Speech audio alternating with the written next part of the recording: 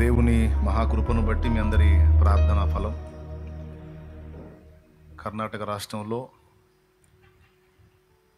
మరో సంఘాన్ని దేవుడు అనుగ్రహించారు. మొన్న మందిర ప్రతిష్ఠ ఆరాధన మీకు కూడా తెలిసే ఉంటుంది. మరి కన్నడ భాష మనకు రాదు. దేవుని కృపను బట్టి అది నా పక్కన ఉన్న దైవజనుడు నేను తెలుగులో మాట్లాడుతుంటే ఆయన కన్నడ మాట్లాడుతూ ఉన్నాడు.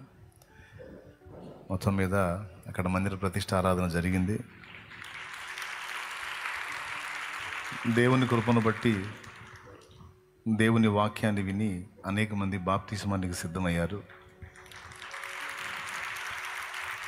మరి ఆయన దయ పరభాష ప్రజలకు బాప్తిస్మం ఇవ్వటం ఇది రెండవసారి. మరి గతంలో నగరిగిరే ప్రాంతంలో అనేక మందికి బాప్తిస్మాలు ఇవ్వటం జరిగింది కర్ణాటకలోనే. మళ్ళీ రెండోసారి అవకాశం ఇచ్చాడు. మరి అనేక మంది బాప్తిస్మానికి వచ్చి బాప్తిస్మం పొందటం జరిగింది. ఈ కృపనిచ్చిన దేవునికి గట్టిగా చప్పట్లు కొట్టి మహిమ చెల్లిద్దాం.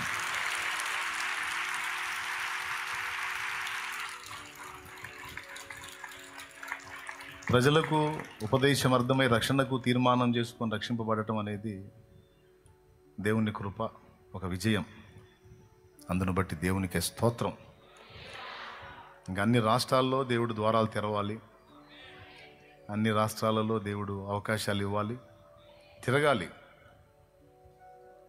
నేను ఒట్టిగా ఏమి ఉంటాను, నేను తిరుగుతూనే ఉంటాను. మరి కనపరులో ఒక మందిర ప్రతిష్ఠ అయింది. మరి ఈ వారంలో 2 చోట్ల మందిర ప్రతిష్ఠ ఆరాధనలు జరిగాయి. సోమవారం కన్నపరులో మందిర ప్రతిష్ఠ ఆరాధన జరిగింది. మరి అలాగే కర్ణాటకలో కూడా షహపూర్లో మందిర ప్రతిష్ఠ ఆరాధన జరిగింది. మీరు ప్రార్థన చేశారు, క్షేమంగా తీసుకెళ్ళి దేవుడు క్షేమంగా తీసుకొచ్చి మళ్ళీ శుక్రవారానికి మీ మధ్యలో నిలబెట్టాడు సంతోషంగా. ఇంకా ప్రార్థన చేయండి. ఇప్పుడు భాష రాకపోయినా ప్రాబ్లం లేదు, ట్రాన్స్లేటర్లను పెట్టుకొని వాక్యం చెప్తాం, దేవుడు కృపనిస్తాడు. మరి బైబిల్ గ్రంథములో నుండి యెహెజ్కేలు గ్రంథము 38వ అధ్యాయము, యెహెజ్కేలు గ్రంథము 38వ అధ్యాయము 10వ వచనం చదువుతున్నాను, చిత్తగించండి. ప్రభువైన యెహోవా సెలవిచ్చినదేమనగా ఆ కాలమందు నీ మనస్సులో అభిప్రాయములు పుట్టును, నీవు దురాలోచన చేసి ఇట్లా అనుకొందువు, నేను ప్రాకారములు లేని గ్రామములు గల దేశము మీదికి పోయేదను, ప్రాకారములను అడ్డగడియలను గవనులు లేని దేశము మీదికి పోయేదను, నిమ్మళముగాను నిర్భయముగాను నివసించు వారి మీదికి పోయేదను, వారిని దోచుకొని కొల్ల సొమ్ముగా పట్టుకొనుటకై పూర్వము పాడై మరలా నివసింపబడిన స్థలము మీదికి తిరిగి పోయేదను, ఆయా జనములలో నుండి సమకూర్చబడి పశువులను సరుకులను కలిగి భూమి నట్ట నడుమ నివసించు జనుల మీదికి తిరిగి పోయేదను. సెబావారును దదాను వారును తార్షీషు వర్తకులను కొదమ సింహముల వంటి వారైన దాని వారందరూ నిన్ను చూచి, సొమ్ము దోచుకునుటకు వచ్చితివా, దోపు దోచుకునుటకు సైన్యము సమకూర్చితివా, బహుగా దోచుకొని వెండి బంగారములను పశువులను సరుకులను పట్టుకుని పోవుటకు చాలా దోపుడు దోచుకునుటకు వచ్చితివా అని నిన్ను అడుగుదురు. చిన్న మాట ప్రార్థన చేసుకుందాం. ప్రేమ కలిగిన మా మహాపరిశుద్ధ తండ్రి, ఘనుడవగు దేవా, నీకు స్తోత్రములయ్యా, స్తోత్రములు.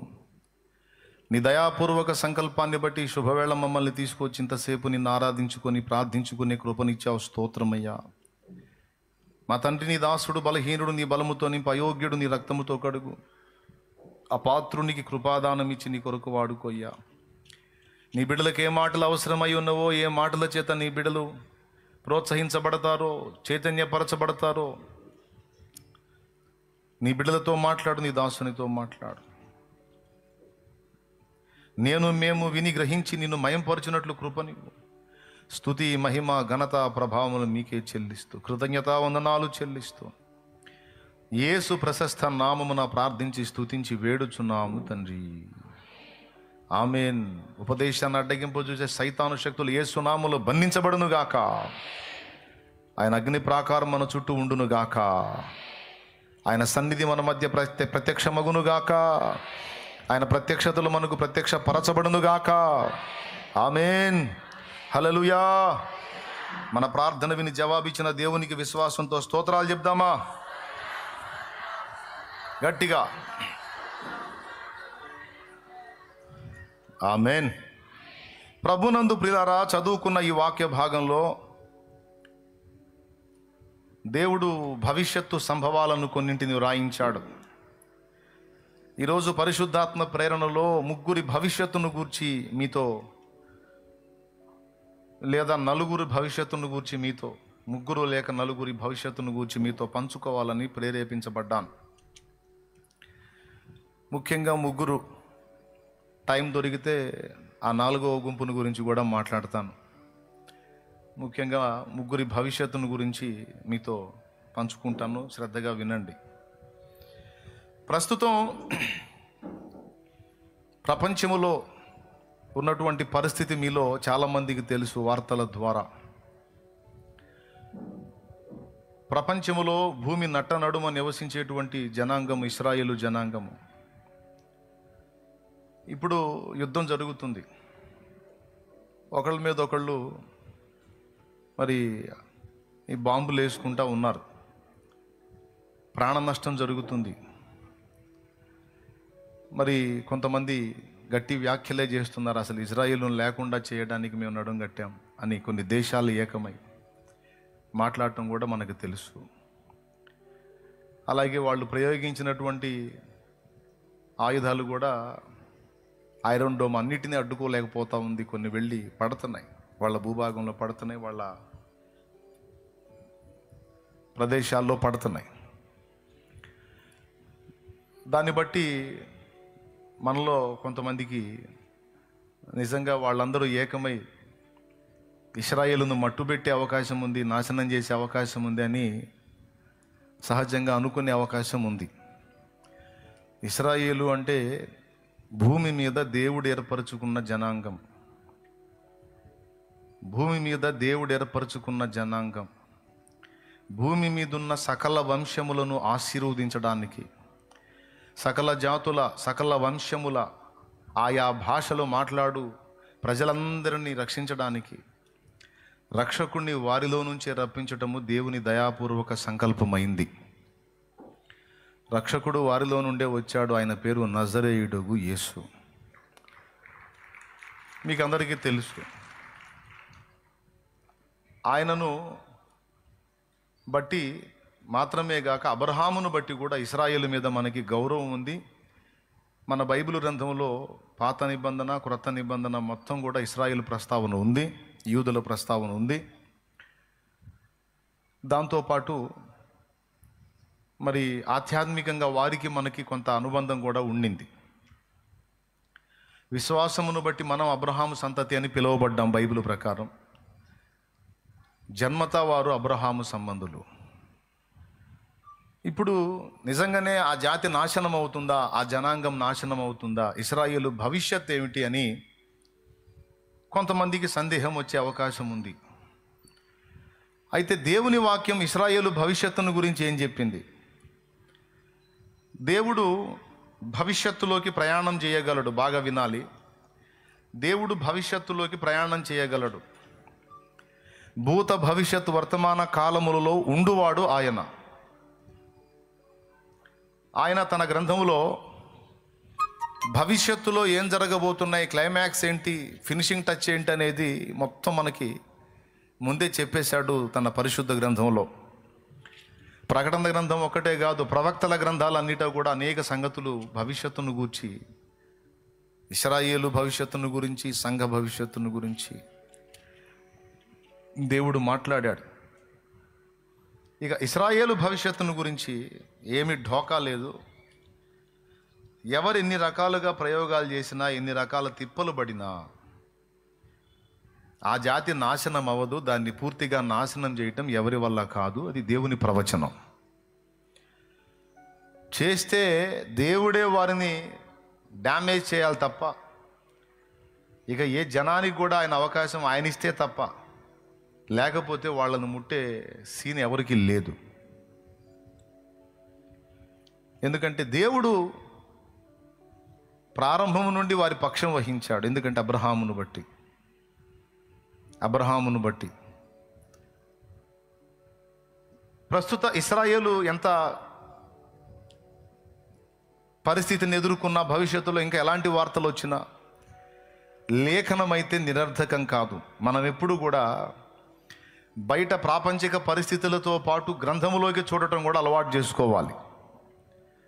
బయట పరిస్థితులతో పాటు గ్రంథములో దేవుడేం చెప్పాడన్న విషయాలను కూడా పరిగణలో తీసుకొని ఆ విషయాలు కూడా మనం అన్వేషించాలి. వాటి విషయంలో కూడా మనం గ్రహింపు కలిగి ఉండాలి. స్తోత్రం చెప్పండి అందరూ. ఇప్పుడు మీకు ఒక డౌట్ రావచ్చు, ఇప్పుడు ఇశ్రాయేలు భవిష్యత్తు గురించి ఎవరు దిగులు పడ్డారు, మాకు ఆలోచన లేదు అని ఒకవేళ మీరు అనుకుంటారేమో. ఒకవేళ మీరున్న ఇబ్బందులను బట్టి, మీరున్న సమస్యలను బట్టి మీ బాధలే మీకు అన్ని సమస్యల కంటే పెద్దగా అనిపించవచ్చు. కానీ కొంతమంది భక్తిగల విశ్వాసులకి యెరూషలేము క్షేమం కోసం ప్రార్థన చేసేవాళ్ళు ఉంటారు, ఇశ్రాయేలు క్షేమం కోసం ప్రార్థన చేసేవాళ్ళు ఉంటారు. కాబట్టి ఇశ్రాయేలు భవిష్యత్తు తెలుసుకోవటం మనకు అవసరమై ఉంది. ఎందుకంటే మన భవిష్యత్తు ఇశ్రాయేలు భవిష్యత్తు మీద డిపెండ్ అయి ఉంది. అది వింత. ఇశ్రాయేల్లో జరిగే సంఘటనలకు యేసయ్య రెండవ రాకడకు లింక్ ఉంది. కాబట్టి ఇశ్రాయేల్లో జరుగుతున్నటువంటి పరిణామాలు ఖచ్చితంగా మనం తెలుసుకొని ఉండాలి. అటుపక్క ఒక దృష్టి వేసి ఉండాలి. అటుపక్క ఒక దృష్టి వేసి ఉంటేనే ఇక నెక్స్ట్ ఏంటి అనేది మనకి అర్థమైద్ది. కాబట్టి మీరు సెల్ ఫోన్ చూడవచ్చు, టీవీలు చూడవచ్చు, చూడొద్దని నేను అన్నా మీరు ఆగరు. కాబట్టి చూసేదేదో చెత్త వాటిని చూడకుండా, పనికిమాలిన వాటిని చూడకుండా, పనికొచ్చేవి భవిష్యత్తును గూర్చి నిన్ను జాగ్రత్త చేసే విషయాలు కొన్ని ఉన్నాయి, వాటి మీద దృష్టి పెట్టు. అందులో ఒకటి ఇశ్రాయేల్లో జరుగుతున్న పరిణామాలు. వాటి మీద తప్పకుండా నేను ఉన్నంత వరకు ఖచ్చితంగా ఇశ్రాయేల్లో జరుగుతున్న పరిణామాల మీద మనం దృష్టి పెట్టాలి. ఇది గుర్తుపెట్టుకో, ఇంట్రెస్ట్ ఉంటే రాసుకో.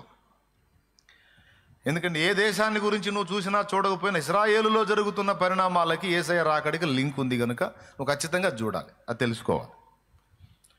నేనైతే ఖచ్చితంగా చూస్తా, ఎప్పుడు ఒక దృష్టి అటేసే ఉంచుతా, ఏం జరుగుతుంది, అక్కడేం జరుగుతుంది అనేది. 1000 ఏళ్ల నీతి పరిపాలనలో కూడా దానికి సంబంధం ఉంది. ఎందుకంటే యెరూషలేమునే కేంద్రంగా చేసుకొని యేసయ్య పరిపాలిస్తాడు 1000 ఏళ్ల నీతి పరిపాలనలో. ఆ 1000 ఏళ్ల పరిపాలనలో కేంద్ర స్థానం ఏదో తెలుసా? యెరూషలేమే. కాబట్టి దాంతో మనకి లేఖనాల్లో చూస్తే చాలా లింకులు ఉన్నాయి కనుక దాన్ని అబ్జర్వ్ చేయటం అనేది అవసరం అని చెప్పాను. ఇక నెక్స్ట్ పాయింట్కి వస్తా. ఇది దాని గురించి ఎందుకు తెలుసుకోవాలి మనం అనే దాని గురించి వివరణ ఇచ్చాను. ఇప్పుడు దాని భవిష్యత్ ఏంటి అంటే, ఈరోజు నిత్యము యుద్ధాలతో, దాడులతో సతమతం అయిపోతున్నటువంటి ఆ దేశము భవిష్యత్తులో చాలా నిమ్మళముగా ఉండబోతుంది. ఇక ఏ యుద్ధాలు, ఏ దాడులు, ఏ ఎఫెక్ట్లు, ఏ డ్యామేజీలు లేకుండా ఇజ్రాయెల్ నంబర్ 1గా ఉండబోతుంది. అది యెహెజ్కేలు 38లో దేవుడిచ్చిన సాక్ష్యం. అర్థమైందా? ఇప్పుడు చూడండి, ఇక అంత్యదినములలో యేసయ్య రాకడకు ముందు ఇజ్రాయేలు మీదికి రష్యా పోతుంది. ఆ రష్యాను రోషు అంటాడు గ్రంథంలో. రష్యాను ఏమంటాడు? రోషు అంటాడు. ఈ రోషు పోయింది దాని మీదికి, చుట్టుపక్కల మిత్రదేశాలను కలుపుకొని విస్తారమైన సైన్యాన్ని సమకూర్చుకొని, ఎప్పుడయ్యా? క్లైమాక్స్లో యేసయ్య రాకడకు ముందు ఈ రోషు పోతుంది దాని మీదికి. ఎందుకు పోతుంది అంటే దోపుడు సొమ్ము దోచుకోవడానికి. అక్కడ దానికి ఉండే ప్రయోజనాలు దానికి ఉన్నాయి కాబట్టి అది పోతుంది. ఖచ్చితంగా భవిష్యత్తులో ఇది జరిగిద్ది. రష్యా ఇజ్రాయెల్ మీదకి యుద్ధానికి పోతుంది. పోయేటప్పుడు సామాన్యంగా పోదు, విస్తారమైన సైన్యము, గొప్ప సైన్యం సమకూర్చుకొని ఆ చిన్న దేశం మీదకి యుద్ధానికి పోతుంది. అలా యుద్ధానికి పోయినప్పుడు దాని మీదికి నిన్ను రేపేది నేనే, అక్కడ నిన్ను నాశనం చేసేది కూడా నేనే అని దేవుడే మాట్లాడాడు. నేను అక్కడ నాశనాన్ని నిర్ణయించాను, రోషు నీ గతి ఇలా అయింది అని. ఇజ్రాయేలు మీదికి రష్యా యుద్ధానికి పోయినప్పుడు రష్యా ఏ గతి పడుతుందో అలా వెళ్ళే టైంలో ఇజ్రాయేలు ఎలా ఉంటుందో ఈ రెండు ఇక్కడ చెప్పాడు. ప్రవచనం ఏంటంటే ఇజ్రాయేలు మీదకి రష్యా పోయే విషయాన్ని కూర్చున్న ప్రవచనం. మరి దానికి ముందు ఇక ఏ దేశమో దాని మీద యుద్ధానికి పోదా అంటే పోదు పోదు పోదు. చూడు 10వ వచనం, ప్రభువైన యెహోవా సెలవిచ్చినదేమనగా ఆ కాలమందు నీ మనస్సులో అభిప్రాయములు పుట్టును. నీవు దురాలోచన చేసి ఇట్లనుకొందువు, నేను ప్రాకారములు లేని గ్రామములు గల దేశము మీదికి పోయేదను. ప్రాకారములను అడ్డగడియలను గవునులను లేని దేశము మీదికి పోయేదను. నిమ్మళముగాను నిర్భయముగాను నివసించు వారి మీదికి పోయేదను అని నువ్వు అనుకుంటావురా అన్నాడు. ఇక్కడ ఆ దేశము ఎలాంటి కండిషన్లో ఉందో మీరు చూడొచ్చు. నంబర్ 1, ఆ దేశమునకు ప్రాకారములు లేవు. ప్రాకారములు లేవు అంటే అర్థం ఏంటండి? ప్రాకారములు ఎప్పుడు అవసరం? శత్రు భయం ఉంటే ప్రాకారములు అవసరం. శత్రు భయం లేనప్పుడు ప్రాకారాలు ఎందుకు? నిద్ర వచ్చిన వాళ్ళు స్తోత్రం చెప్పండి, మెలుగుతున్న వాళ్ళు చెప్పండి, గట్టిగా చెప్పాలి. ఒకసారి పక్కన వాళ్ళని పలకరించండి, చేతులు కలపండి. ఎట్లున్నావు? నువ్వు సజీవముగా ఉన్నావా లేక మృతులలో కలిసావా? అయితే మృతులలో నుండి ఇప్పుడే లెమ్ము, మేల్కొనుమని లేపండి. బైబిల్లో ఉందిలే ఆ మాట కూడా. నిద్రించుచున్న నీవు ఇప్పుడే మృతులలో నుండి లెమ్ము, మేల్కొనుమంటాడు. బాగా వినాలి. ముగ్గురి భవిష్యత్తు చెప్తానన్నాను. మొదటి భవిష్యత్తు మొదలు పెట్టాను, అది ఇశ్రాయేలు భవిష్యత్తు. ఎన్ని దేశాలు ఏకమై కట్టగట్టుకొని నడుంగట్టుకొని ఆయుధాలు సమకూర్చుకొని దాడులు చేసినా ఇశ్రాయేలు భవిష్యత్తుకు డోకా లేదు. ఇది లేఖనము, దేవుని వాక్య ప్రవచనం. ఆ దేశమునకు ప్రాకారాలు ఉండవట భవిష్యత్తులో, అంటే శత్రు భయం ఉండదు. ఇశ్రాయేలు శత్రువులంతా అణగారిపోతారు. దేవుడే ఆ పరిస్థితి కల్పిస్తాడు. ఎందుకంటే ఆ జనాంగము చేసినటువంటి పాపాలకు కొన్నిసార్లు శత్రువులకు అప్పగించాడు, కానీ వారి పశ్చాత్తాప్తులై దేవుని వైపు మళ్ళుకున్న ప్రతిసారి వాళ్ళని క్షమిస్తూ వాళ్ళ పక్షంగా దేవుడు యుద్ధం చేస్తూ వచ్చాడు. యేసయ్యను సిలువకు అప్పగించినప్పుడు వాళ్ళన్నారు, వాని రక్తము మా మీదను మా పిల్లల మీదను ఉండునుగాక అని. యేసయ్యను సిలువకు అప్పగించినప్పుడు పొంతి పిలాతు అన్నాడు, ఈ నీతిమంతుని యందు నాకే దోషము కనబడట్లేదు, మీరేమో ఇన్ని నేరములు మోపుచున్నారు, ఈ నీతిమంతుని యందు నాకే దోషము కనపడట్లేదు, కాబట్టి అరే నీళ్లు తీసుకురారా అబ్బాయి అని నీళ్లు తెప్పించి, ఇదిగో ఈ నీతిమంతుని రక్తం విషయంలో నేను నిరపరాధినని చేతులు గడిగేసుకున్నాడు పొంతి పిలాతు. అలా చేతులు గడిగేసుకోగానే వీళ్ళంటారు, నీకు ఆ టెన్షన్ ఏం అక్కర్లేదు, ఒకవేళ అది నేరమైతే, అది హత్యా నేరమైతే, అది పాతకమైతే, ఆ హత్యా నేరము, ఆ రక్తము, ఆ పాతకం ఏదో మా మీద మా పిల్లల మీద ఉండుగాక అన్నారు వాళ్ళు. కాబట్టి యేసయ్య సిలువనేసుకొని యెరూషలేము వీధులలో నడుచుకుంటా పోచున్నప్పుడు యెరూషలేము కుమార్తెలు రొమ్ము కొట్టుకొనుచు ఏడుస్తారు.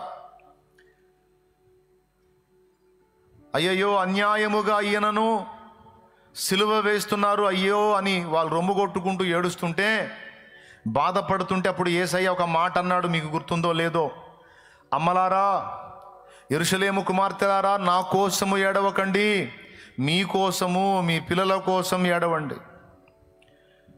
ఎందుకంటే నేను ఇప్పుడు కల్వరి సిలువలో లోక పాపములను మోసుకొని పోవచ్చు, దేవుని గొర్రె పిల్ల వలె ప్రాణం పెడతా, సమాధి చేయబడతా, 3వ నాడు తిరిగి లెగుస్తా. కానీ నన్ను సిలువ వేసిన పాతకం, నా రక్తము మీ మీదను మీ పిల్లల మీద ఉండాలని మీ మగవాళ్ళు కోరుకున్నారు.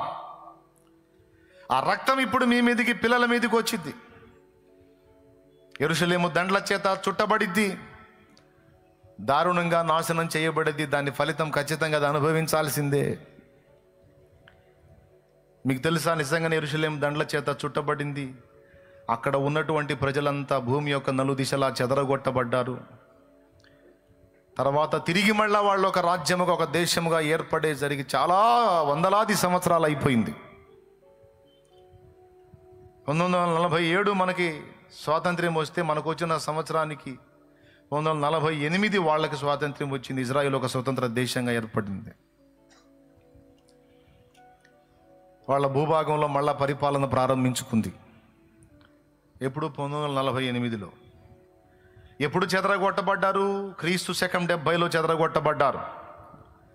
ఏ ఫలితంగా చెదరగొట్టబడ్డారు?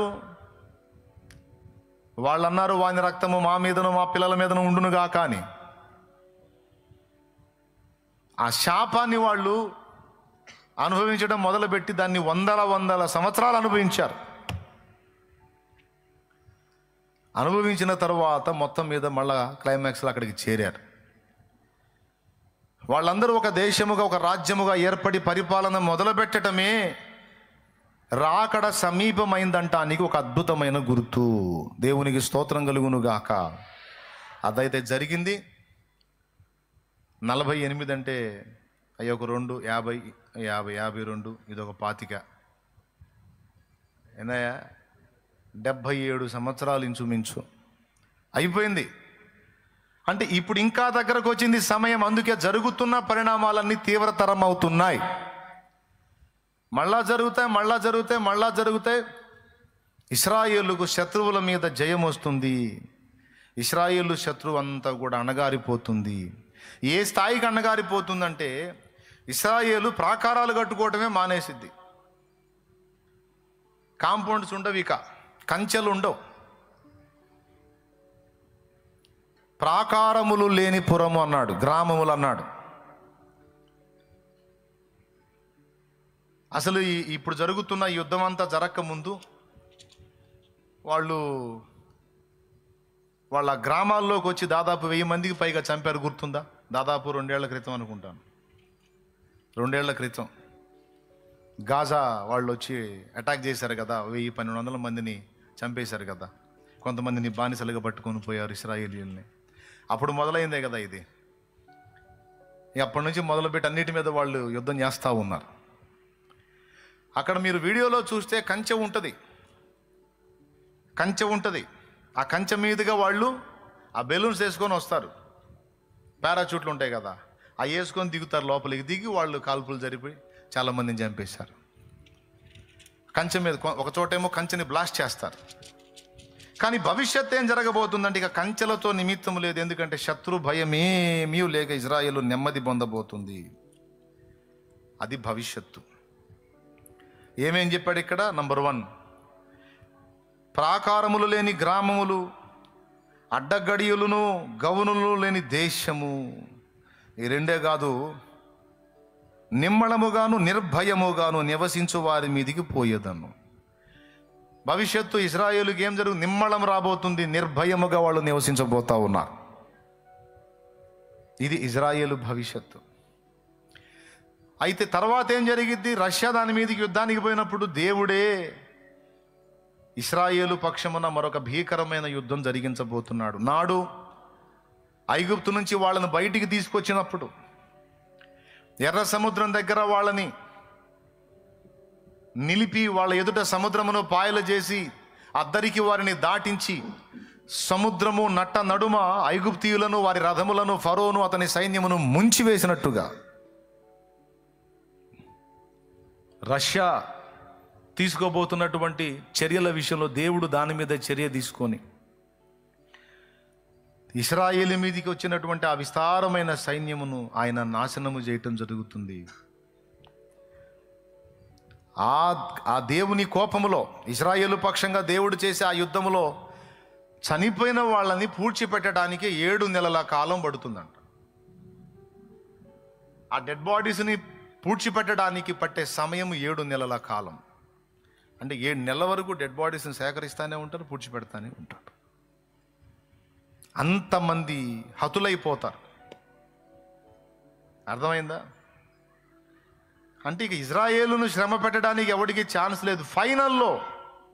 ఫైనల్లో అంత్య అబద్ధ క్రీస్తు వచ్చి వాడు చేస్తాడు కొద్దిగా ఇబ్బంది.